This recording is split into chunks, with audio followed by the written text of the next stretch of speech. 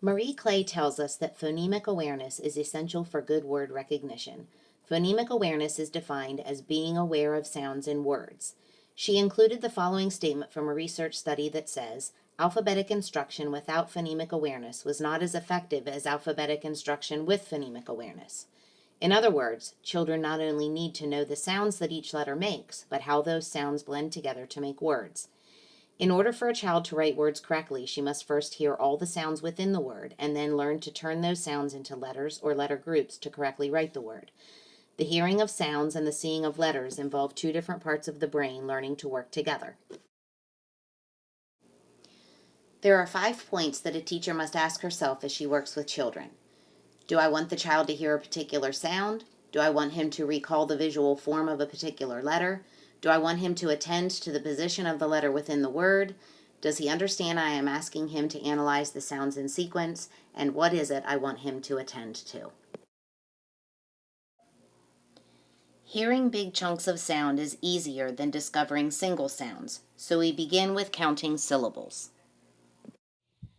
I want to practice clapping syllables. Let's start with an easy one. I'll go first and then you do it. First word is grass. Grass. You try. Grass. Good. You clapped one time for one syllable in grass. Let's try this one. How about tree? Tree. One clap in tree. Okay, you're really good at this. I'm going to make it a little bit harder now. You try this one on your own. Can you clap the syllables in crayon? Crayon. Good. You clapped one time for each syllable in crayon. How about apple? Apple. Oh, I'm going to trick you now. What about volcano? Let's try that one together. That's a big word, isn't it? Volcano. Try it by yourself now. Volcano. One clap for each syllable. Very good. Here's another tricky one. How about grasshopper? Grasshopper. Good clapping. And what about tractor? Tractor.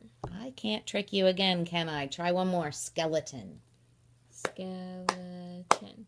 Very good. Good clapping syllables. When the student is confident in hearing syllables in words, it's time to move to hearing sounds in words.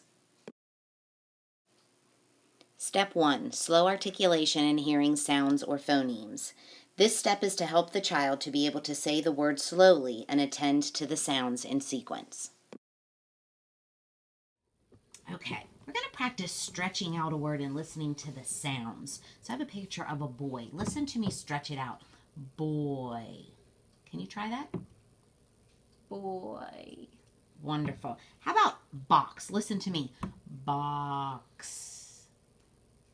Box. Wonderful. And how about ant? Ant. All right, try this one all by yourself. Egg. Egg. Good. Step 2. Using the boxes for hearing the sounds in words. Phonemic analysis.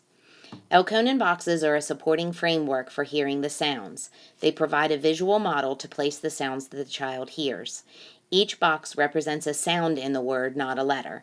For example, chop has 4 letters but only 3 sounds. Chop. Now we're going to try moving these buttons for each sound we hear in a word. Watch me. I'm going to stretch out the word fan. Each time I hear a new sound, I'm going to move a button into a box. Fan. You try. I'll stretch the word out and you move the buttons. Fan. Very good. Let's try another one. You move the buttons just right. How about the word tree? I'll stretch it out and you move the buttons. Tree. Good. One button for each sound in tree. All right, I'm going to show you a card. I want you to stretch out the word and move the button, and I'll move the buttons. 5. Very good stretching. Now this time, I want you to say the word, stretch it out slowly, and move the buttons yourself. Nail. Very good. Try that one more time. A little bit slower. Nail.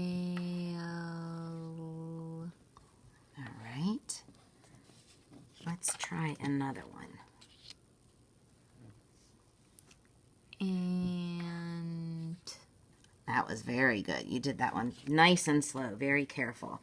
Okay, this time, this word only has 2 sounds. axe. Good. And this one. Egg. Good stretching. Now we're going to move to a trickier one. This one has 4 sounds. See if you can hear all 4 sounds. Frog.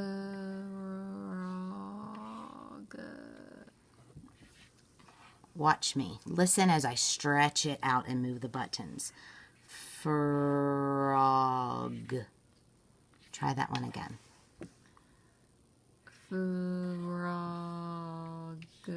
Better. Better. One more.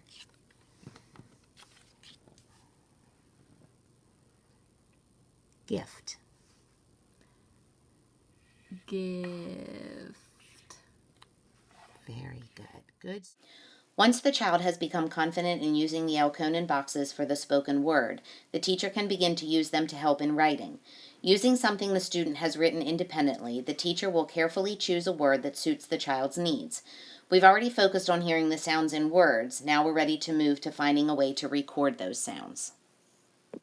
This is something you wrote earlier today. Can you read it for me? It is hot today. Let's look at this word hot.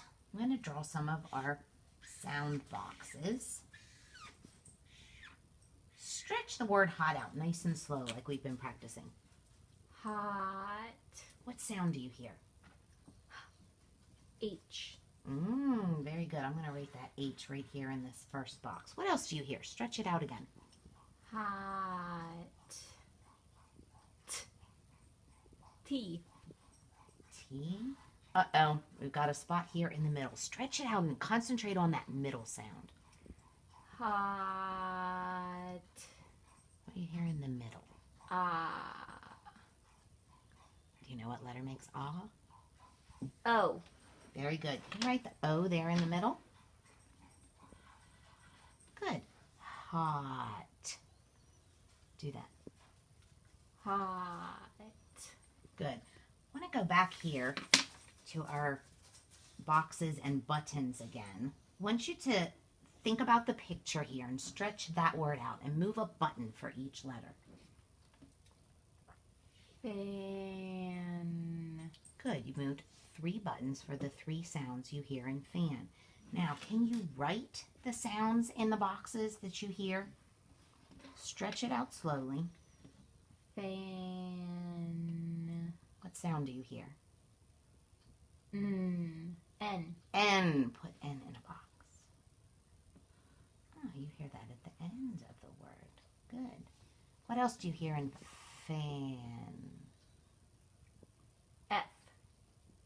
F. Good. Put F in a box. And there's that empty middle hole again. What do you hear in the middle? Fan. A. A. Good. Write A in that box. Fan. Can you do that? Fan. As the child progresses, the teacher must choose words that are in the proper sequence of learning, beginning with words in which it is easy to hear the sounds and progressing to words which use easy-to-see letters that she already knows. Follow this with words that are used often and then words that have simple letter-sound relationships. Next, move to words that will lead to other words, like word families, and finally, words with 4 or 5 sounds. Each child will progress at a different rate, and the teacher must monitor her abilities along the way to be certain she isn't moving the student too quickly or too slowly through the stages.